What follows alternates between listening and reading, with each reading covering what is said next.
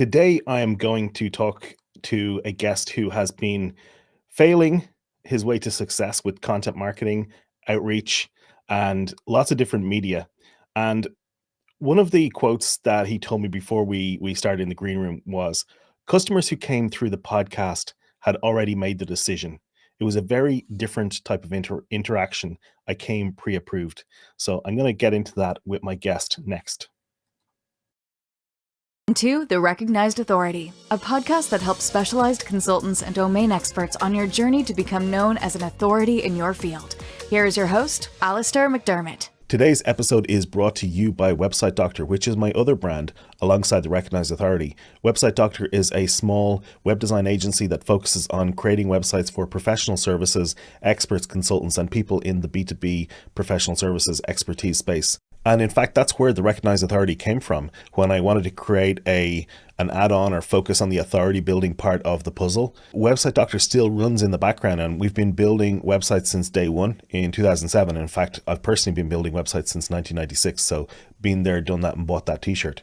So if you're looking for a website for your expertise-based business, then check out websitedoctor.com and schedule a call with me. I'd love to chat with you and see if it's a good fit. The link is in the show notes, or you can visit websitedoctor, all spelled out, .com. And now on with the episode. And today my guest is Luca Ingianni. Luca, I hope I got your name right. Yeah, certainly. I should do, because we've known each other for 5 or 6 years now. I think so. I believe 2019 or something. Yeah. Last time, the first only time we met, we had a beer in the beer house in Munich. Yeah, that's right. Yeah, I mean, that was the first time we met physically. Yeah. But yeah, we've been, we've been doing a lot of stuff together, or sort of alongside one another over the years. We've participated in workshops together and sort of learned quite a bit about, I think, consulting and outreach strategy, I guess, over the years. Yeah, and that brings us on to today's topic, and I'm going to get into a specific question first, and then bring it back to kind of a broader discussion. You contacted me a couple of weeks ago, and you asked me for some advice about podcasting at a conference. Can you give a little bit about the backstory to that? Yeah. So, as you know, as the title of the episode goes, I'm trying to fail my way to success with content and outreach strategy, and I've tried a couple of things, or quite a few things over the years. I've listed them here in a little note that I wrote, and I think I haven't got anything, but there's like 10 entries there. Yeah, and so the latest thing that I wanted to try was to do live interviews, or sort of impromptu interviews at trade shows or conferences, because I have been going to conferences and trade shows quite a bit lately, and I'm going to do some more of that in the near future. And I figured, it would be wasteful to not get a couple of interesting interviews or sound bites or something. And I was uncertain how to do that, because I've never tried it before. That is why I was asking you for advice, because maybe you had some ideas that that I couldn't come up with on my own. Yeah, so I tried it 2-3 weeks ago, and it went kind of unimpressive, I think. What was the major difficulty or problem that you encountered? Yeah, so what I did was I went to a trade show, Embedded World. Mm-hmm. And I figured, this is a whole floor of people who are there specifically to talk about like their work and their product. Should be no problem to get a couple of people to talk about this into a microphone. But turns out people were really reluctant to get on the record. Okay. For a variety of reasons. So first thing I noticed was that large organizations, you really couldn't get the employees to speak on the record, because everybody was kind of afraid to stick the neck out, which is fair enough, I suppose. Yeah. Okay. And the smaller companies, it feels like they didn't want to commit so much time to an interview, because they were kind of hoping that a paying customer would show up all of a sudden. Because Okay, interesting. clearly I wasn't their customer, so Yeah. it was just some guy. Yeah, I mean, it's interesting. This is the first time we've talked about this. Now, like I want to mention, like you're a veteran podcaster at this point, right? Definitely. I've got 3 podcasts that I'm doing. Yeah. One that just started. In fact, it's not even publicly out yet, because we're still building up the backlog a little bit. But another one has been going since I think 2017 or something. So yes, I do have experience podcasting. I do have a sizable backlog of episodes. hmm Yeah. But I've never tried it in such a live setting before. Well, I mean, it's really interesting. Now you work in uh, it's agile development for embedded systems, right? We got that right? Yeah, pretty much. So I'm an agile consultant, and I specialize on embedded systems because Yeah. that is where I come from, sort of historically, and on scaled agile. So agility for 100 to 1,000 people, sort of hmm thing. And for anybody not familiar, this is the world of software development, and in embedded systems in particular for hardware, right? Exactly. Embedded Yeah. systems is anything from a toaster to a car. Anything that is a physical thing that incorporates some software in some capacity. Yeah. And so I'm quite interested that you had difficulty in getting people to talk to you at the conference, because I think that a lot of people, would think that the logic is if you get a chance to be interviewed, it's putting you in a position of kind of platforming you. So pretty much anytime I do any kind of outreach, the outreach is usually overwhelmingly positive responses saying yes, I'd Mhm. love to come on your show, whatever the podcast is, because people like appreciate being platformed and appreciate the chance to sell their wares if nothing else. So Yes. I'm surprised at the kind of the reticence that you experienced. And So was was it I. were there any other reasons apart from the you know the smaller guys? Did anybody give you any other reason as to why they didn't want to talk? Yeah, so some of them didn't feel confident enough to go on the record, and there was just this sort of unfamiliarity with being a podcast guest or with podcasting in general. And of course, me just sort of waltzing up to their booth didn't give them any time to get into the idea for themselves. And it was like, would you like to do a podcast interview? Would you like to do it now? And I guess that was just too much. So what worked better was to arrange for podcast interviews after the show. So I collected a couple of business cards from people who said, "Well, now is not a good time, but talk to me later, and we'll arrange a proper recording with a bit of advance warning." So that went well enough. I've got a couple of recordings scheduled, but I was kind of hoping for more live and really spontaneous conversation. That didn't happen. The only people who agreed to interviews with me were persons who I had already had on the podcast as guests before. That's interesting. So that's a good learning, I think, that if you are approaching people in a conference environment, you probably want to have talked to them in some way beforehand. And Yeah. that's kind of almost like a meta point, because that connects directly back to what you said to me in the green room beforehand, that customers who come to you through the podcast have already made a decision, that it's a different type of interaction, that you came pre-approved. So it's kind of the same point, in that people felt that they already knew you to some degree. They already had some sort of understanding of what you're like and what it's like talking to you. So, is there anything else about the conference podcast idea that you want to share with us? Well, so I haven't given up on the idea itself. As the title goes, failing your way to success. So this particular experiment didn't go according to plan. And so obviously what comes next is to plan the next experiment. So what I'm going to do next time I'm going to a trade show is that I'm going to just pre-book interviews and say and try to get people to, well, can we meet at like 14:30 for half an hour, and I can ask you about your conference experience so far, sort of thing. and I suspect that is going to go better. And if nothing else, at least I already know how many interviews I can expect. Yeah, that sounds like a good idea. Um, okay, so then more generally, you have been doing podcasting. We also spoke about blogging. I know you've tried blogging and it didn't work for you. Can you talk a bit about how you think about blogging and why you didn't feel it was working for you? Well, so let me just preface this by saying that I've tried a lot of different things over the years to get myself out there, do outreach, provide interesting content.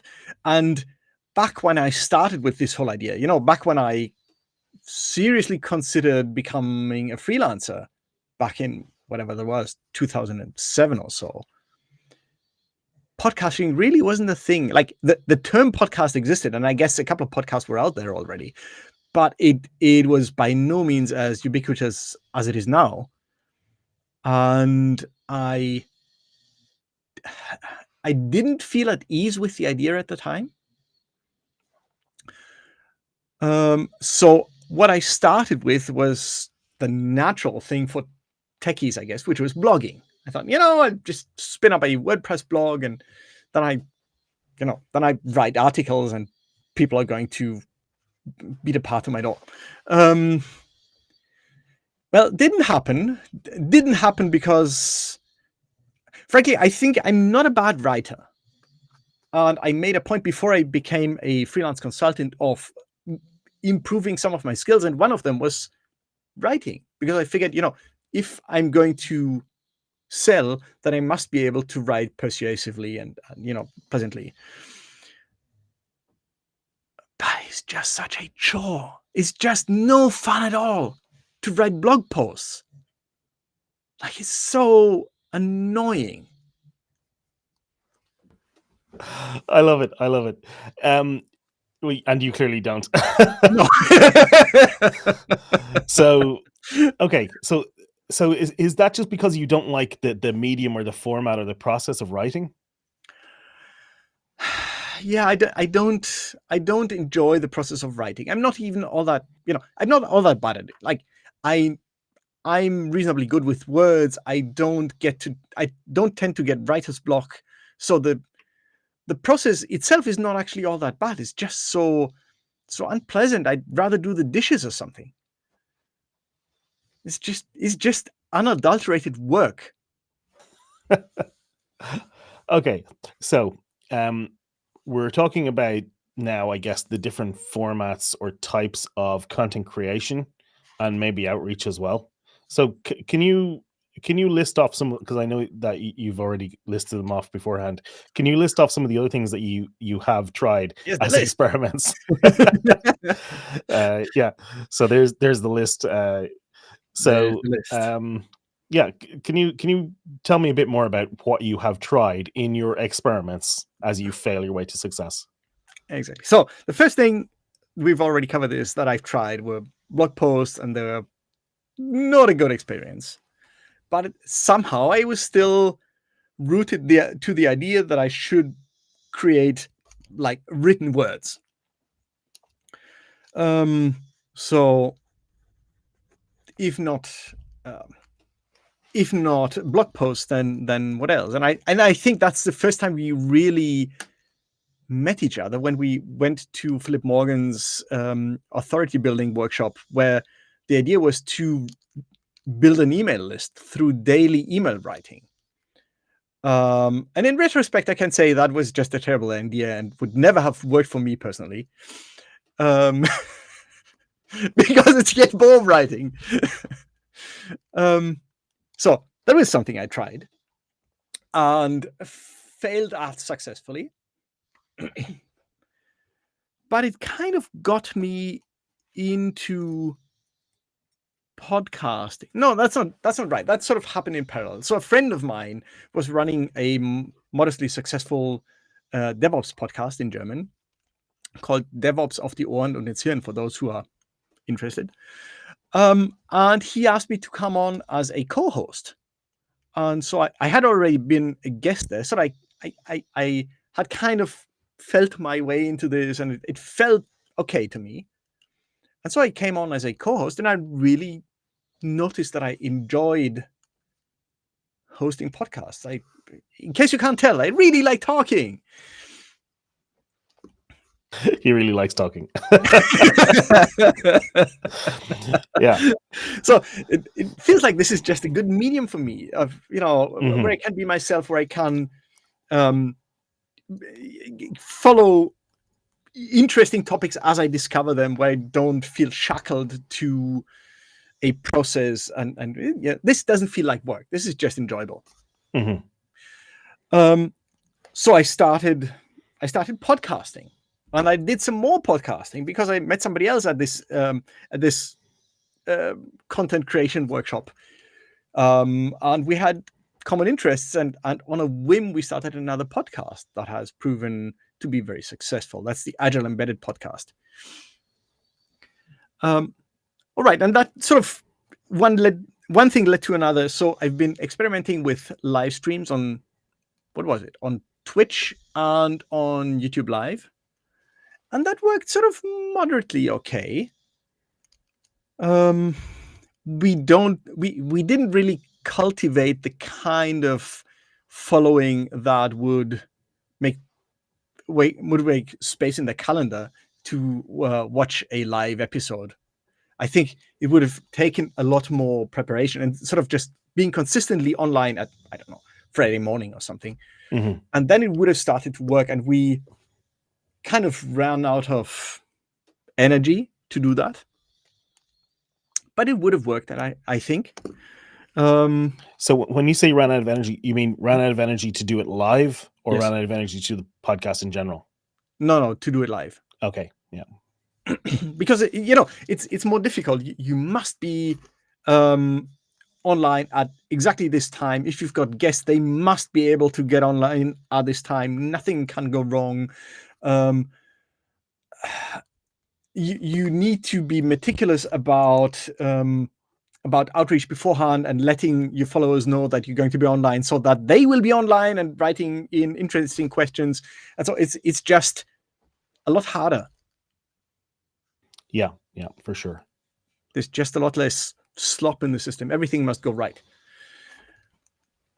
But I've tried it, and I would like to retry it again, but maybe not now.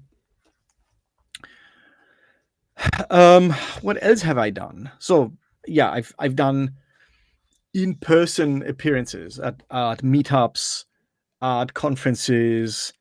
I've been trying to go to trade shows. Turns out trade shows is also, on the whole, more of a failure than a success, if we're being honest.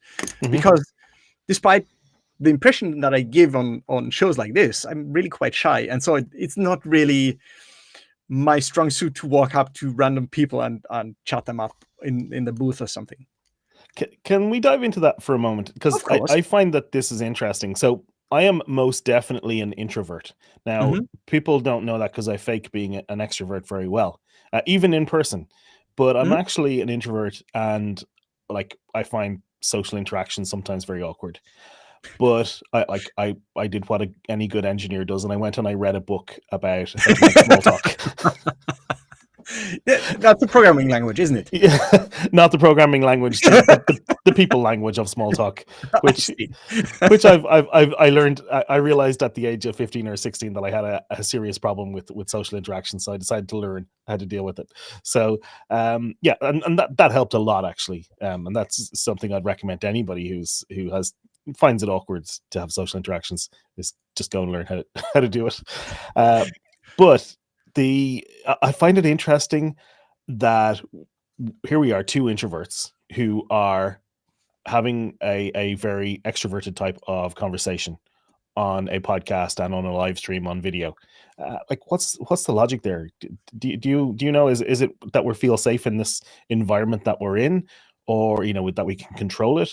Because I've seen this before. It seems to be something where for people who are introverted and don't like going out to networking events, that maybe having something like your own podcast is a good way to go. Yeah, so I've been pondering this, and to a degree it doesn't matter, but it's still an amusing question. Am I an introvert who likes people, am I an extrovert who gets tired of people quickly? I don't know. I guess I'm an introvert. I like being on my own. I'm good at being on my own. Like I've traveled for months on my own, and I've enjoyed it. So that's not the thing. But I do like people, and I think that comes across also in conversational situations. But I think you're onto something when you say, well, this is a safe environment. I know you, I like you. This is fine. But what's more, I think it is clear what my role is. It is clear what the interaction is going to feel like. If I walk up to a random person that I don't know what direction the interaction is going to take. In a podcast, it's crystal clear. You're the host, I'm the guest. I get to talk a lot, you get to ask questions. There's no The rules, awkwardness. the rules of the social engagement here are already kind of spelled out, because Exactly. some of it literally spelled out because we discussed beforehand, and then some of it is just Yeah, implied by the fact that I'm probably going to direct the conversation and decide when it ends, and you're going to answer the questions as you feel like. exactly. And I know this also from my trainings, for instance. Like I do a lot of trainings, and the first couple of minutes are always awkward. I mean, there's an element of stage fright there, right?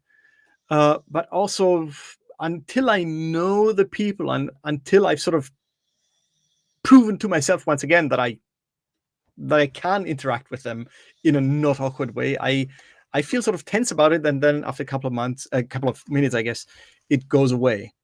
And it's the same, for example, at conferences. Like, yes, of course, I get stage fright before stepping up on the stage at a conference.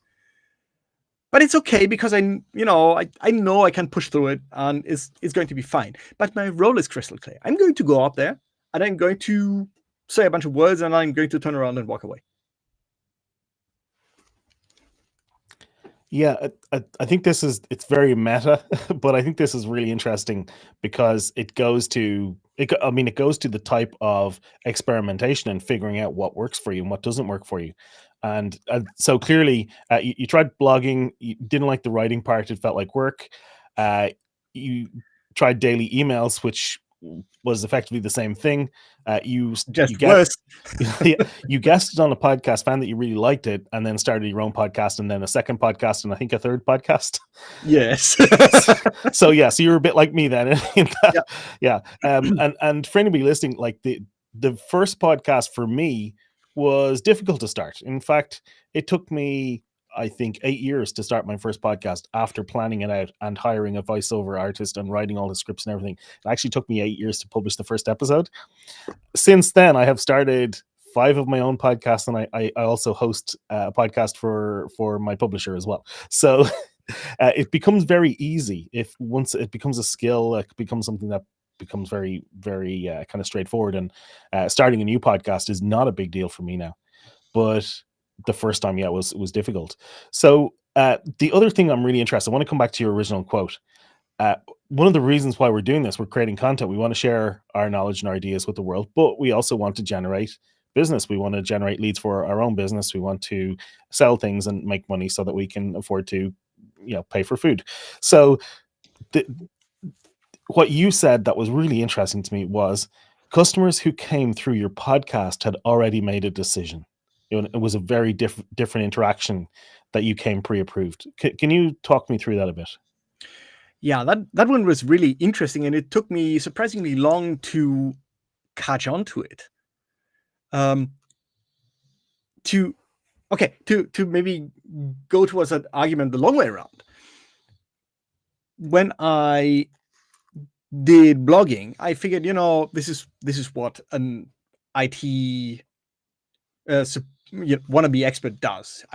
I demonstrate my knowledge, my skills, my expertise. I become discoverable, and that's all well and good.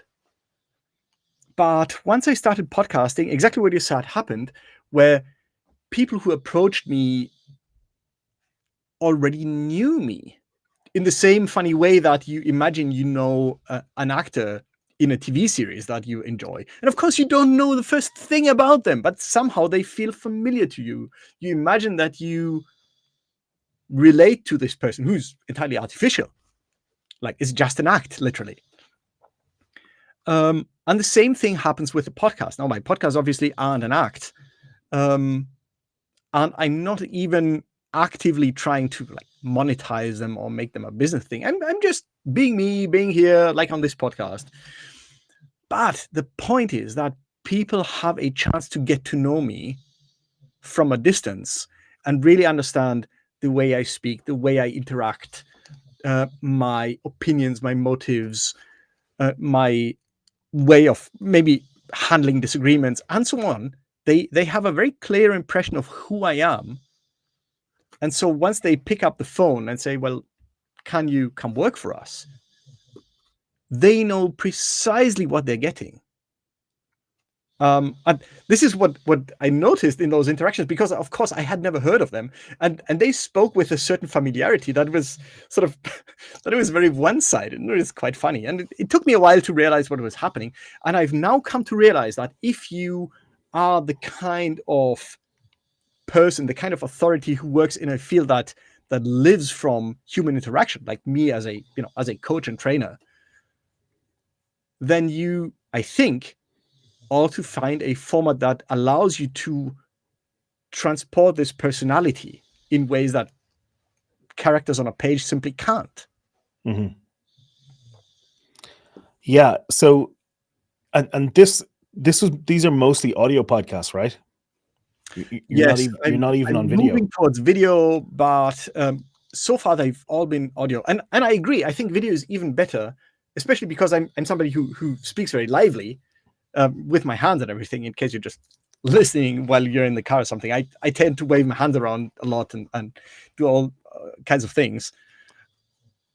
And I think that works very well in such sort of remote settings. Mm-hmm.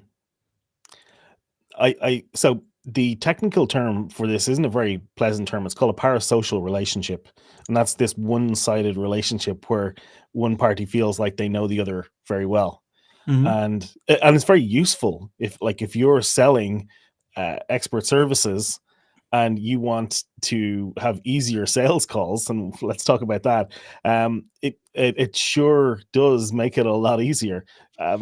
Can you tell me about your experience with that when people actually get on a call with you and they like you've got this kind of this tilted relationship that you mentioned where they feel like they know you? Like, how does that actually make the job of selling? Well, it's funny because at the beginning of the interaction, it's sort of palpable that that their communication implies a familiarity that, of course, I can't have because I don't know the first thing about them. This is just some random email from some random person, from my perspective, and yet they're saying, can you come work for us because we know what you're doing? Well, okay, fine, happy to, of course. So yeah, I couldn't even tell you what exactly makes it feel that way, but there is a certain disparity there that only dissipates after a while, after we've had a bit of a conversation. It also interestingly goes further, like this DevOps podcast. For a time, we had 3 co-hosts, and we had customers very explicitly say, of you 3, we want this guy because we like him the most. It's not just sort of, one of the podcast hosts because they sort of have implied authority. It was really about who was the most pleasant, agreeable of the 3 in the eyes of the customer. I think it goes back to the old phrase of know, like, and trust. And I'm not sure who originated that. It might have been John Lee Dumas or Perry Marshall or somebody like that. But that's something that that is hammered home to me, is that they have to know you, they have to like you, and they have to trust you. Yeah. And if you don't have those things, then it's going to be hard sell. Yeah. And so when you talk about this disparity between you and the potential client, you're not talking about it in a negative way, right? No. It just exists. It is something to be aware of. But yeah, and now that I'm aware of it, I'm kind of amused by it. Like, okay, there we go. This is the funny bit of the conversation.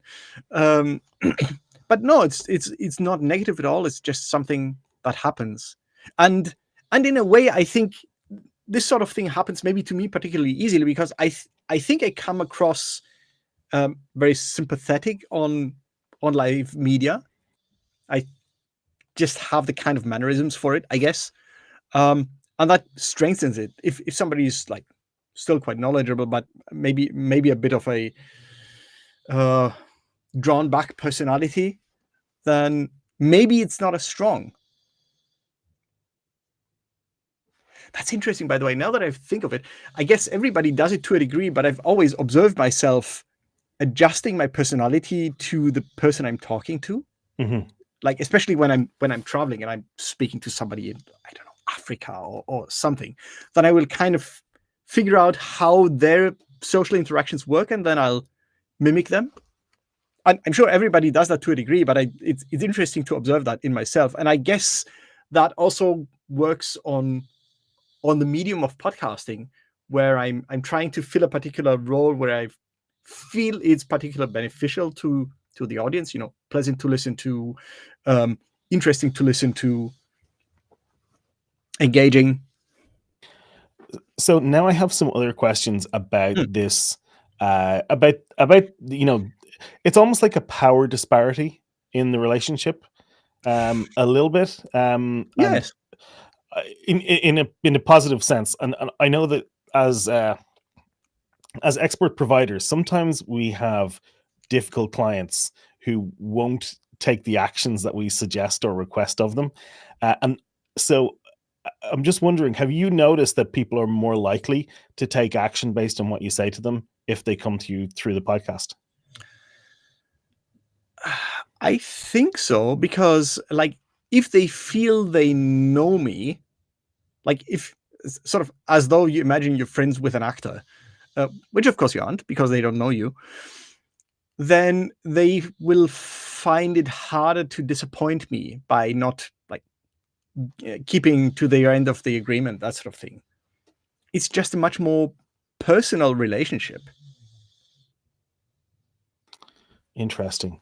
And then the other question I'm wondering is, have you found that there is less quibbling over price, a less pushback over fees? There is, yes, there is less pushback. It might be that I'm simply out of their price range, where they say, well, I won't get this approved. Like I only have a budget of X, so sorry, doesn't work. But they will not doubt my price. They will never say, oh, are you sure this is worth it? Like there's somebody else who can do it for half the price. They Again, they already know they want me. Yeah, and I think I've experienced this as well, where it's more a case of they're disappointed that they can't afford it, Yeah, but they would never ask me to reduce my price. And exactly. so they would love to work with me in some other way if there was an option. But I've experienced it as in that way where because other types of clients who arrive without that kind of that parasocial relationship setup, those types of clients who or potential clients who arrive, they're much more likely to ask for discounts, question the pricing, and ask yeah, Compare you to others. yeah, exactly, and where you're seen as much more of a commodity. Yeah. So I So I think that's the big differential here is the relationship takes you out of the role of potentially being compared to others as a commodity, and it puts you in a kind of a unique position where you're like, we want to work with Luca. That's who we want to work with. Exactly. I mean, they came to my podcast because they were intensely interested in the topic in the first place. And then they found my personality agreeable. And so, just as you said, they've already decided for themselves the topic is important. They've already decided for themselves that I, as a person, am the right man for the job. So it's just a matter of, well, can we afford this?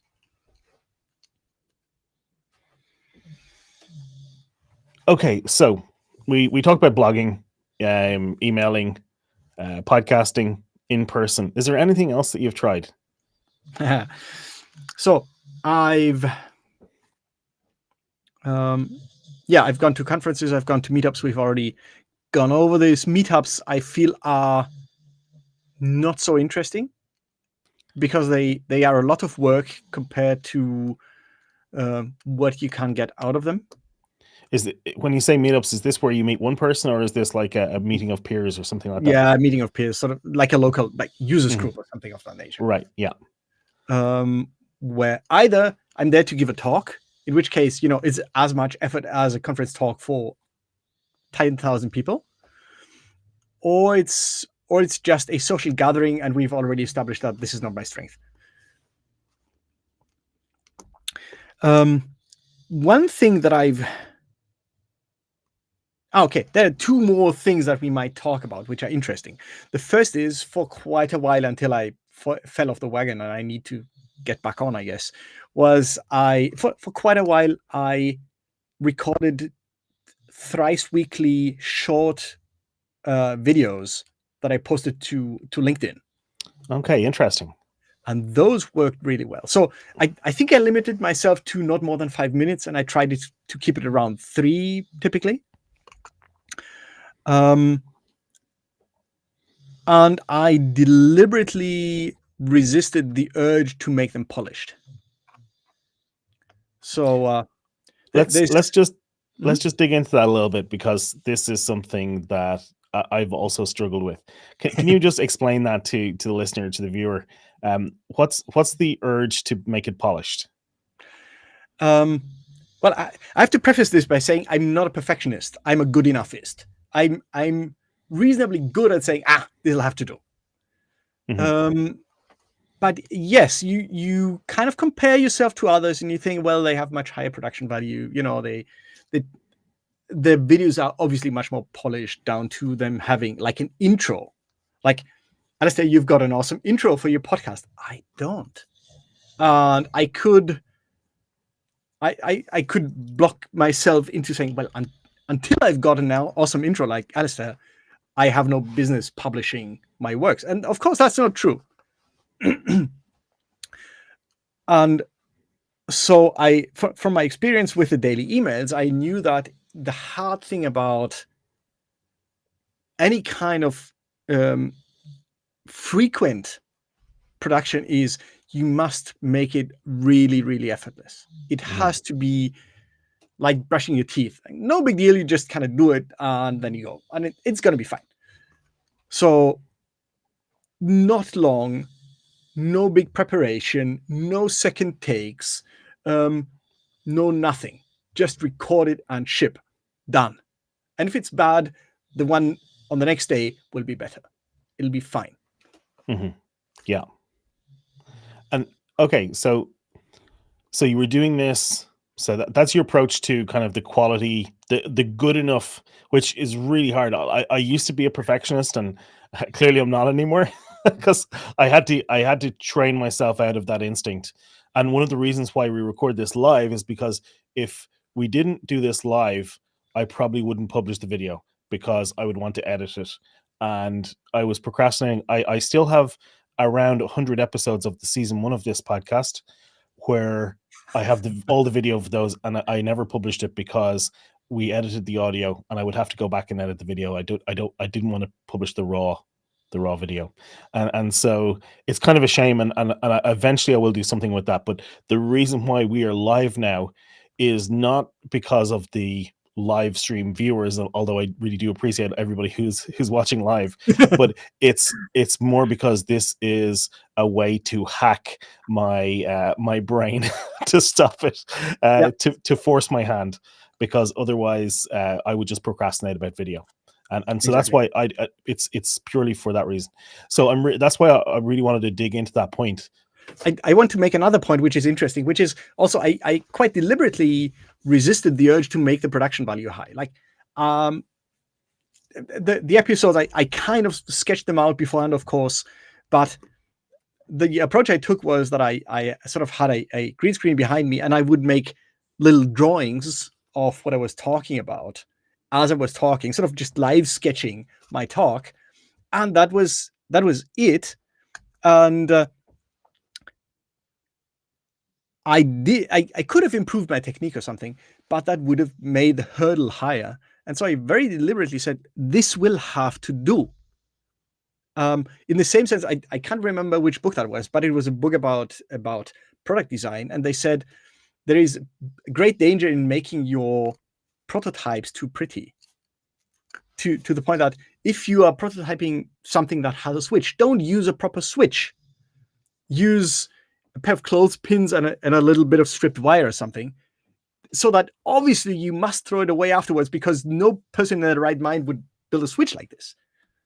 If you make a prototype, a first attempt, a first version of your podcast too nice, it gets too hard to throw away. It gets too hard to step down. Even just imagine step down in quality. This is a trick to essentially deliberately run through the hurdle instead of jumping over it. Just smash the thing. Why is that important? Because the first episode of your podcast or whatever, you have all the time in the world to prepare. It's going to be well thought out. You're full of energy. This is the exciting new thing. And then after you've done it a while, then comes this slump where, it's a chore. And as this podcast saying goes, you must feed the content beast.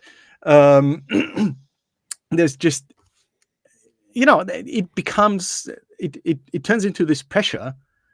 And so if you accidentally make the pressure too high for yourself, that's just a recipe for giving up and saying, well, I'm not going to record today because no way I can do it.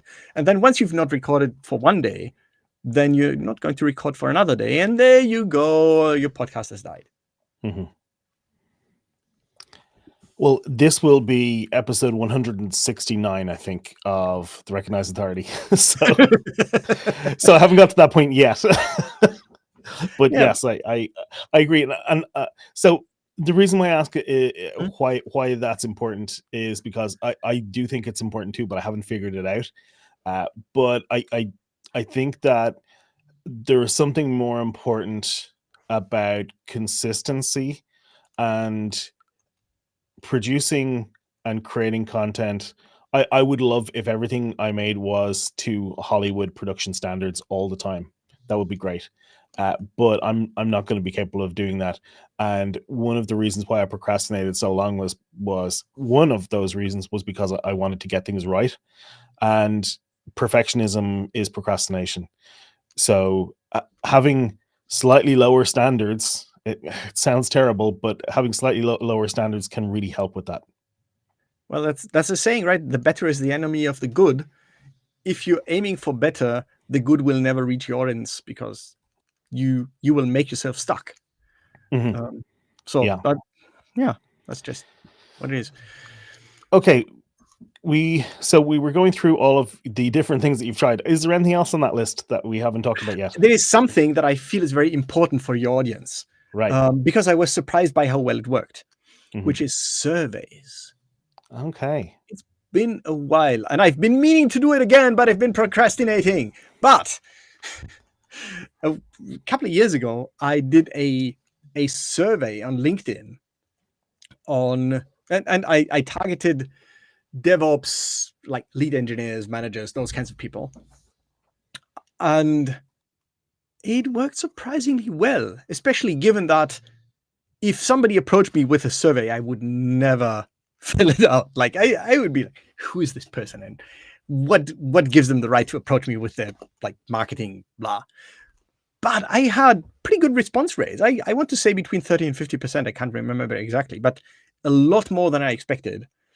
The whole thing went through LinkedIn. So I had some LinkedIn automation, and I would just send LinkedIn connection requests to people, within the right demographic, and ask them whether they would mind filling in this survey, and promising that I would then send them the results, once I had evaluated the survey. And it worked surprisingly well. And I got a couple of hundred replies, I think, until I stopped the survey program.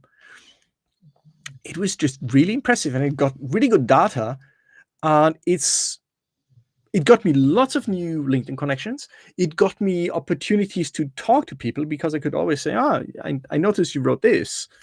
Why did you? And it was such it felt like it elevated my status so much in that I wasn't just a random like DevOps person. I was somebody who ran an actual honest to God survey about this and talked sort of authoritatively about what I perceived in this sphere. Have you, by the way, taken the results of the survey and put them through any AI tools to help with that? That was before AI was commonly used. I did a survey in around 2019 as well, over 1,000 consultants. But I did save the data. I've obviously saved the survey responses, and I was able to I anonymized it and put it through through the new version of Gemini from Google, which is only available through a US IP address. So I had to go VPN in, but it can take up to 1 million tokens. So I was able to put in loads of data and get it to process. So that's just for me. That's one of the great things about these AI tools is they can process this vast amount of data. But it could be interesting to do that and see does it come up with any other interesting insights for you. Yeah, I think there is also value. So yes, it's a good idea to go to run this through AI, but there is also a lot of value in doing the time-honored engineering tradition of just staring at the data for a good long while. There is that too. Yes, I agree. Luca, we only have 3 minutes left. Is there anything else that you think that would be useful to share with the audience in 3 minutes? Yeah, maybe just to summarize this, like you've now listened to something like 15 years of me trying to fail my way to success, and I think the important thing to take away is that it's perfectly okay to fail. It's perfectly okay. The whole point is to iterate and to generate new ideas and sort of feel around for new things you can do and find something that fits you as a person, as a personality. And then success will come on its own. A consultant friend of mine called it increasing your luck surface area. You can't force luck your way, but if you make yourself big enough, eventually it'll smack you in the head. Yeah. I'm trying that physically. Tell me how it works. Luca, where can people find you if they want to learn more? The easiest way to get in contact with me is either to look for me on LinkedIn. There's not many Luca Ingiannis around, is there? But you can also go to luca.engineer, and that is a URL that will send you to my main website where you can get in contact with me, learn more about me. And by all means, please reach out. I always love talking to people in case you haven't noticed. Awesome. Well, Luca, I will put links to all of that in the show notes. Thank you so much for coming on and chatting today. It was my fun. It was my pleasure.